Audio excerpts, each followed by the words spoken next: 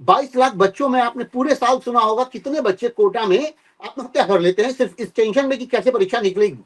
उन माँ बाप का क्या होगा, उनके दर्द का क्या होगा, उनके दर्द को आप समझ नहीं पा रहे हैं। 16-16 साल के बच्चे आत्महत्या कर लेते हैं, आपको ये जरा भी दर्द नहीं होता, परीक्षा पे चर्चा करने चलते हैं। किस तरह के प्रधानमंत्री है भैया? क्या आपके धर्मेंद्र प्रधान को आप रेजिग्नेशन नहीं ले पा रहे हैं? 2013 में, 2015 में, 2026 में 3 बार नीट की परीक्षा रद्द की गई है और दोबारा हुई है परीक्षा। उसका प्रभाव सोचिए क्या होगा।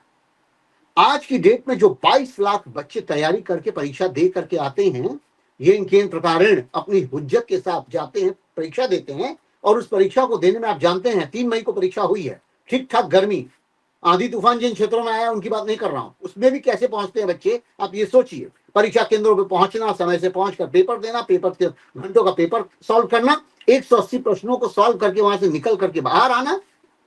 आप समझते हैं कि बच्चे इस ट्रॉमा को दोबारा झेलते हैं, बार बार झेलते हैं। परीक्षा रद्द हो जाती है सिर्फ ये होकर के कि परीक्षा में पेपर लीक हो गया।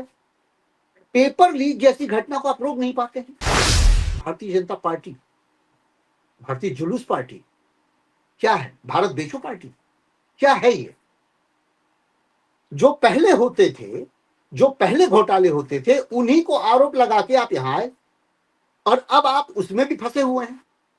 आपका चीफ मिनिस्टर रिजाइन नहीं देता व्यापक घोटाले के बाद भी, आपका शिक्षा मंत्री रिजाइन नहीं दे रहा है और आप जांच कर रहे हैं, परीक्षा रद्द कर रहे हैं, और जिन घोटालों की बात आप करते हैं, आप सोचिए ना कि सुप्रीम कोर्ट से वो रद्द हो जाता है, सीएजी की रिपोर्ट आती है, बाद में वो रद्द हो जाता है, कोयला घोटाला गायब हो जाता है, 2G स्कैम गायब हो जाता है, और इन स्कैम्स का क्या करेंगे? इनको भी तो आप गायब करके बैठे हैं। इसमें जबकि सिद्धि भी हुई है, केस सिद्धि हुई है व्यापक घोटाले में, ये बात मैं आपको तथ्यात्मक तौर पर बता रहा हूं कि इसमें केस सिद्ध हुए हैं कि ये गड़बड़ियां पाई गई हैं। नमस्कार, मैं हूं हरिकेश कुमार सिंह और आप देख रहे हैं न्यूज नशा। नमस्कार इसलिए कर रहा हूं क्योंकि जो खबर है वो आप तक सब तक पहुंची हुई है, और खासकर वो मेडिकल एग्जामिनेशन नीट को लेकर के चर्चा करने जा रहा हूं। लेकिन इसका दारुण दुख इसलिए कह रहा हूं कि आप जानते हैं कि कोटा से लेकर दिल्ली, दिल्ली से लेकर के पूरे देश में बहुत सारे बच्चे इस परीक्षा की तैयारी करते हैं। सिर्फ नीट की बात नहीं कर रहा हूं मैं बात कर रहा हूं मेडिकल एग्जाम्स की, मैं बात कर रहा हूं आईआईटी एग्जाम्स की। आप जानते हैं कि बच्चे किस कदर उसमें जूझे रहते हैं। पहले हुआ करता था, अगर आप 90 का दशक याद करें तो पहले हुआ करता था कि मुश्किल से 1 साल या 2 साल, मैक्सिमम 2 साल, इतनी ही तैयारी होती थी। और उस तैयारी में भी ज्यादातर इंपॉर्टेंट रोल ये होता था कि भाई जो बच्चा इंटरमीडिएट बहुत अच्छे से पढ़ा होता था, वो ही बच्चा आगे चल करके पास करता था वो एग्जाम। वो चाहे आईआईटी हो, चाहे एमएलआर हो, चाहे देश के जितने भी इंजीनियरिंग कॉलेजेस हों। उसमें एक पॉइंट ये था कि जो बच्चे ये सिलेक्शन नहीं पा पाते थे, या जिनका परसेंटेज कम भी रहता था और जो पढ़ाई में उतने अव्वल नहीं थे कि वो परीक्षा निकाल पाए क्योंकि सीटें कम थी, तो उन बच्चों के अगर माता पिता सक्षम हैं तो पैसे से वो साउथ के कॉलेजेस में भेज दिया करते थे। ये बहुत बखूबी आप लोग जानते होंगे 90 के दशक में इंजीनियर कैसे बनाए जाते थे, बहुत सारे बच्चे बनते थे। वो सारे के सारे पढ़ने बाहर चले जाते थे। बाहर का मतलब साउथ। धीरे धीरे समय बदला, पैसे और बढ़े, लोगों ने बाहर के पैसे भी कमाए, वो बच्चे पढ़ करके बाहर चले गए सर्विस करने, उनके बच्चे जब हुए तो वो भी बड़े अच्छे सक्षम हो गए। तो अब क्या हुआ कि अब पैसे के बल पर ही एसएटी और तमाम ऐसे एग्जाम जो बाहर जाने के लिए होते हैं, उनको पास करके बच्चे अमेरिका, यूरोप, इन सब जगहों पे चले जाने लगे पढ़ने। देश में एक व्यवस्था बनाई गई कि भाई संख्या बढ़ाई जाए, सीटों की संख्या बढ़ाई जाए। धीरे धीरे बढ़ी भी। हमें याद है कि जब हम लोगों ने एग्जामिनेशन दिए थे उस समय टोटल नंबर ऑफ सीट्स जो इंजीनियरिंग की होती थी 5-1 हजार होती थी। बाहर के कॉलेजेस में 10-12 हजार सीटें होती थी जो पैसे दे करके जाके बच्चे करते थे, लेकिन 5,000 से ज्यादा सीटें नहीं उपलब्ध थी। 2-3 हजार राज्यों के एग्जामिनेशन में और 3,000 करीबन आईआईटी के एग्जामिनेशन में पास होते थे बच्चे। फिर बाद में उनको क्लब किया गया, एग्जाम बदले गए, सीपीएमटी हुआ, उसको चेंज करके नीट में लाया गया, बहुत सारी चीजें हुई। मैं उन सारी चर्चा में जाऊंगा तो घंटों लग जाएंगे, लेकिन यहां बात हो रही है नीट के परीक्षा के रद्द होने की और उसके असर की। मेरा मूल उद्देश्य यह है कि आप जानिए कि आपके देश में क्या हो रहा है, क्या होता रहा है और क्या हो सकता है। धर्मेंद्र प्रधान हैं शिक्षा मंत्री, शिवराज सिंह चौहान हुआ करते थे मुख्यमंत्री मध्य प्रदेश 2005 से लेकर 2018 तक। मैं जिस बात की चर्चा करने जा रहा हूं बहुत गंभीर है। आपने व्यापम घोटाला का नाम सुना होगा। यह व्यापम घोटाला, पहले मैं इसलिए इसकी चर्चा कर रहा हूं क्योंकि पहले घोटाले समझ लीजिए, फिर मैं नीट पर आता हूं। व्यापम घोटाला भर्ती घोटाला था जिसमें खासकर मध्य प्रदेश में व्यावसायिक शिक्षा या परीक्षा उसके थ्रू बच्चों का सिलेक्शन होता था। उसमें मेडिकल एंट्रेंस भी होते थे, मेडिकल कॉलेजेस में भी एडमिशन होते थे।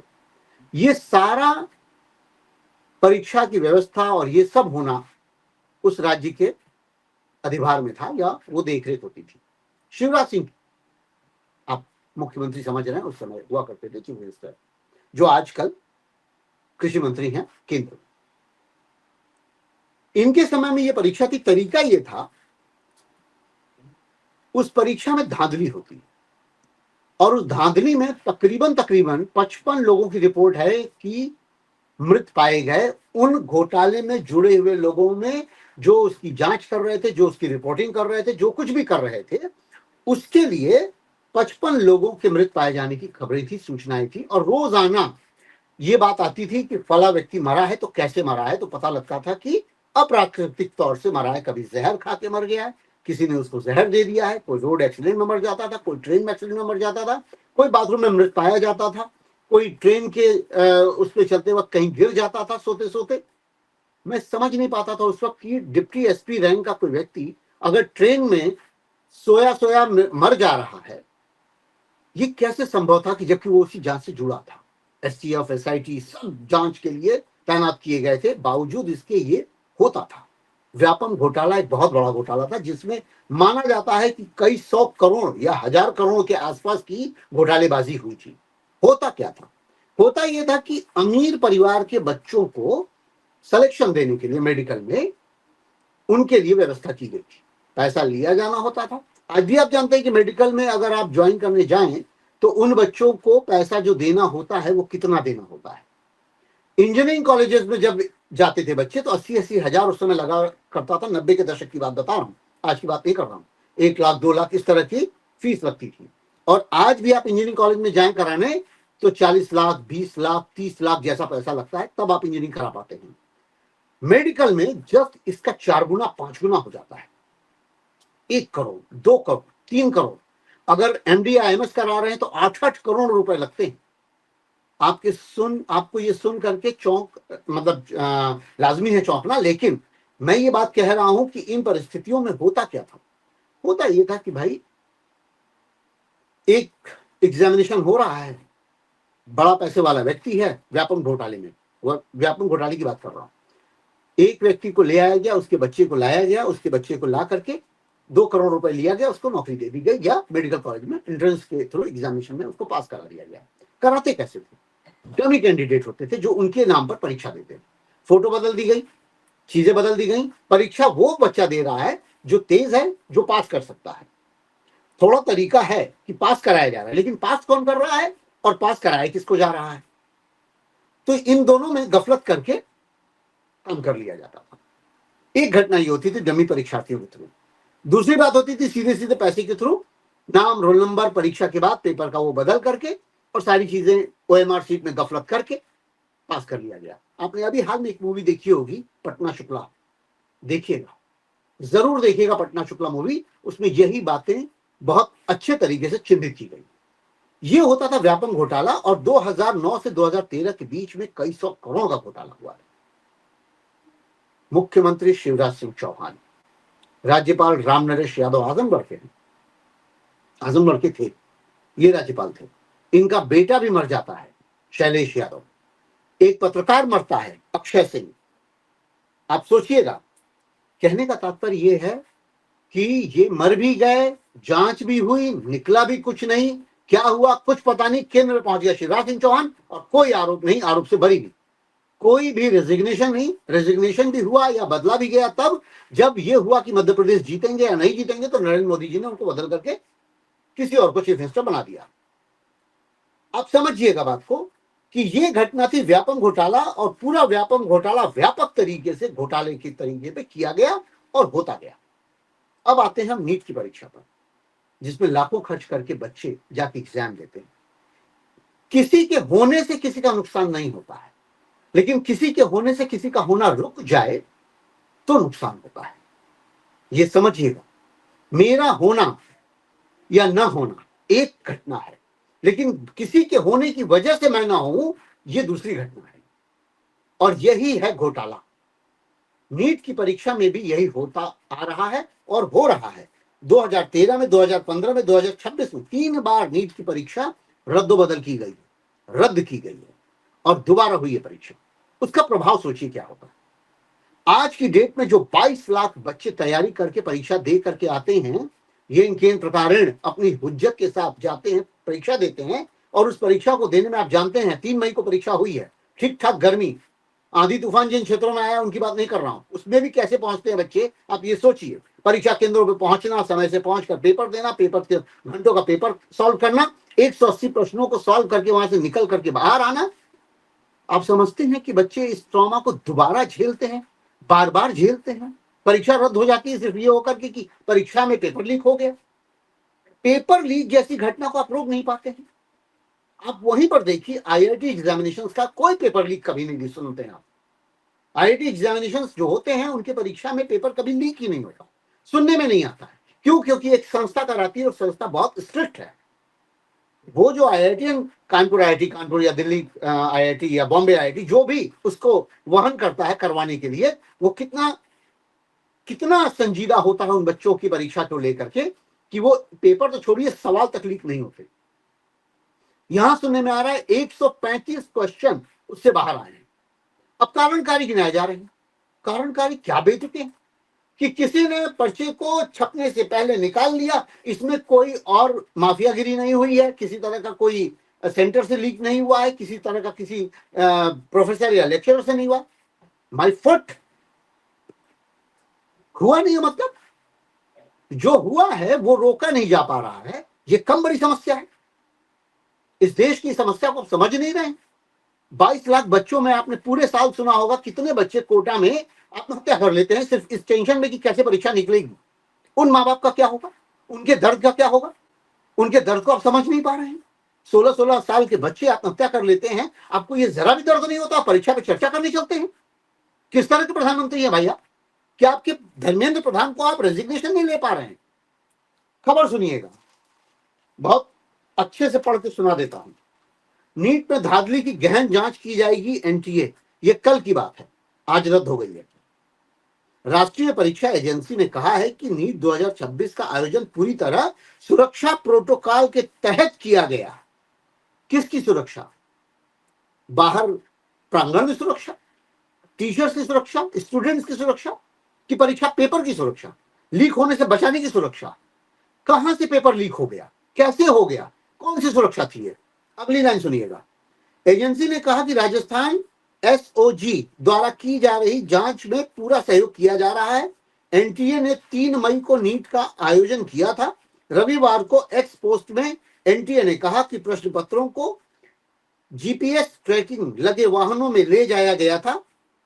जीपीएस ट्रैकिंग वाहनों में ले जाकर के परीक्षा को कराने के लिए आप जब ले गए, उसके 2 दिन पहले परीक्षा पेपर से वो लिख करके हाथ से, चाहे जैसे भी हाथ से, यूपी बोर्ड की परीक्षा थोड़ी हो रही है भाई, या सीबीएसई बोर्ड की परीक्षा हो रही है। हाई स्कूल इंटर की परीक्षा नहीं हो रही है कि जिसमें कुछ बच्चे जो पास नहीं हो सकते उनको नकल करा के किसी तरह से पास करा दिया जाए, या कुछ बच्चे जिनमें कमजोरी है कि पेपर नहीं पास कर पाएंगे उनको हाई स्कूल पास कराना है क्योंकि उनको नौकरी पानी है, खासकर उन परीक्षाओं में जो होती भी नहीं है, जिन्हें होना भी नहीं चाहिए। आप सोचिए कि पुलिस भर्ती परीक्षा, सिपाही भर्ती परीक्षा, होमगार्ड भर्ती परीक्षा, इन सबको पास करने के लिए जो पास कराया जाता है उसकी बात कर रहे हैं क्या? अब दूसरी बात पर आइए। परीक्षा केंद्रों की निगरानी केंद्रीय नियंत्रण कक्ष से एआई सहित सीसीटीवी कैमरों के जरिए की जा रही है। जब चिड़िया चुग गई खेत तो आप वहां सीसीटीवी कैमरा लगा रहे हैं। कैमरा कब लग रहा है? परीक्षा केंद्रों पे पहुंचते वक्त। जहां पेपर चला है, जहां से प्रिंट आउट हुआ है, जहां से प्रिंटिंग निकली है, प्रिंटिंग प्रेस पे आप उसका ध्यान नहीं दे रहे हैं, वहां की बात ही नहीं हो रही है। अगली लाइन सुनिए, गेस्ट पेपर से चर्चा है। यह मामला तब सुर्खियों में आया जब खबर फैली कि एक गेस्ट पेपर के कई सवाल पेपर में पूछे गए। कई सवाल नहीं भाई, 135 सवाल, 4 गुणा 135 का मतलब 540 अंक। बहुत सारी चर्चा कर सकते हैं हम आप सब जो पढ़े लिखे हैं, जिन्होंने भी पेपर दिया, जिन्होंने भी एग्जाम दिया है। मैंने सीपीएमटी का पेपर नहीं दिया है, ना ही मेडिकल का पेपर दिया है, लेकिन इन पेपरों के नंबर्स क्या होते हैं वो तो मुझे पता ही है, और आपके बच्चे दे रहे हैं तो आपको भी पता ही होगा। आगे सुनिए, 410 प्रश्नों में से 120 प्रश्न रसायन विज्ञान से पूछे गए थे। यह गेस्ट पेपर केरल से लीक सीकर में एक कोचिंग छात्र के पास पहुंचा। केरल से सीकर, केरल से सीकर पहुंचा। केरला में पेपर लीक हो रहा है और सीकर पहुंच रहा है, यानी आप कहना चाह रहे हैं कि जिस केरला में कांग्रेस पार्टी या सीपीएम सीपीआई है उनकी कारस्तानी हो सकती है। मजाक समझ लिया है आपने। देश की सुरक्षा व्यवस्था, देश की चाक चौबंद की व्यवस्था आपकी है, गृह मंत्री आपके हैं, शिक्षा मंत्री आपके हैं, आप जिम्मेदारी राज्यों पे डालेंगे। घुसपैठिए हो रहे हैं तो पश्चिम बंगाल की समस्या थी, असम की समस्या थी, बाकी देशों बाकी राज्यों की समस्या है, आपकी समस्या नहीं है। अरे समस्या आप ही की है। जो चीज केंद्र के हाथ में है वो केंद्र की ही समस्या है, किसी और की समस्या नहीं है। आपको ही वो मुस्तैदी से कार्य करना था। 22 लाख बच्चों का भविष्य इस समय अधर में आ गया है जब उनका पेपर कैंसिल हो गया है। मैं ये नहीं कह रहा हूं कि 22 लाख बच्चे मेडिकल डॉक्टर बन रहे हैं, मैं सिर्फ इतना कह रहा हूं कि उस 22 लाख बच्चे में जो जो बन सकते थे, जिनकी क्षमता हो सकती थी, जो वो पेपर तैयार करके दिए हैं। और ये आप ये भी जानते हैं, एग्जामिनेशन जो आज दिया जा रहा है वही एग्जामिनेशन कल पूछा जाएगा, कल भी होगा। समान परफॉर्मेंस होना थोड़ा मुश्किल, थोड़ा सा ऊपर नीचे हो सकता है, ये तो आप भी जानेंगे। जिसकी रैंक टॉप हो सकती है वो 10वें पे आ सकता है, जिसकी 10 हो सकती है वो 100वें पे जा सकता है, जो 100वां हो सकता है वो पहले पे आ सकता है, कुछ भी हो सकता है। परीक्षा में उस दिन कैसा मन दिमाग आपका स्वस्थ रहता है, किस तरीके से आप काम करते हैं, ये भी वर्क करता है। तो मैं ये मानता हूं कि परीक्षा दोबारा होना उसी बच्चे के लिए चुनौती हो जाएगी जो बच्चा अभी पास करके निकला है। मैं उनकी तो बात ही नहीं कर रहा हूं जिन्होंने नकल से या किसी तरीके से पैसे देकर के परीक्षा पास कर ली है।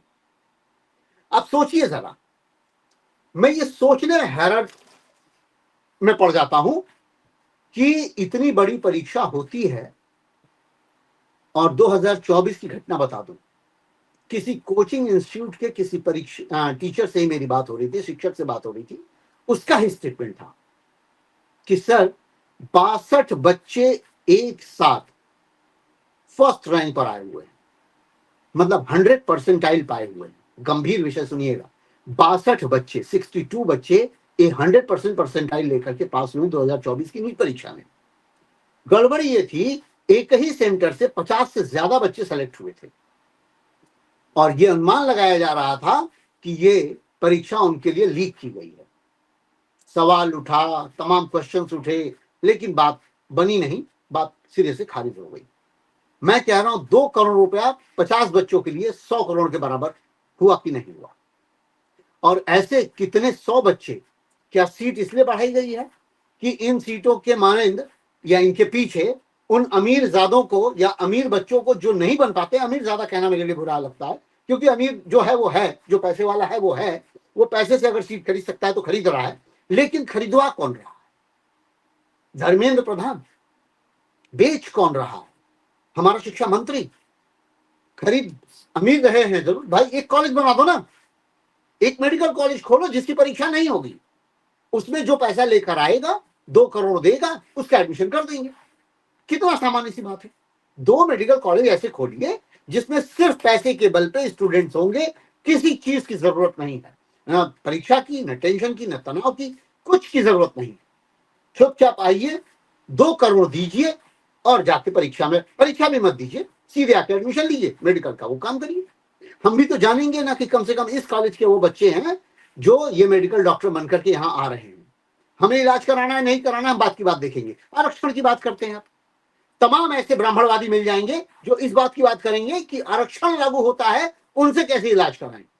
भाई मेरे ये बात समझिएगा, जिन इंस्टीट्यूट से बच्चे जाते हैं वहां पे ट्रीटमेंट के लिए सैकड़ों लोग आते हैं। हमारे देश में जनसंख्या की कमी नहीं है, और वैसे भी ये बात कही जाती है कि जितनी ज्यादा प्रैक्टिस होती है मेडिकल डॉक्टर्स की, उतना ज्यादा वो सक्षम होते हैं। इसीलिए एम्स में बहुत ताकतवर डॉक्टर्स होते हैं, बहुत समझदार, बहुत बहुत सक्षम डॉक्टर होते हैं। ये समझिएगा, सैकड़ों बीमारी वहां पे देखी जाती है रोजाना, सैकड़ों तरह की बीमारी, सैकड़ों तरीके की घटनाओं से वो लोग वाकिफ होते हैं कि ये है पक्ष तो ये नहीं है, ये पक्ष है तो ये नहीं है। इस तरीके से वो जांच परख में बहुत ज्यादा सक्षम हो जाते हैं। ये मैं कुछ इतर बातें कर रहा हूं, लेकिन फिर भी मैं बात कह रहा हूं कि जो परीक्षा नीट की हुई है, उस नीट परीक्षा को समझने की कोशिश करिए। व्यापम घोटाले से लेकर नीट परीक्षा तक समान सरकार, समान मंत्रालय, समान मंत्री।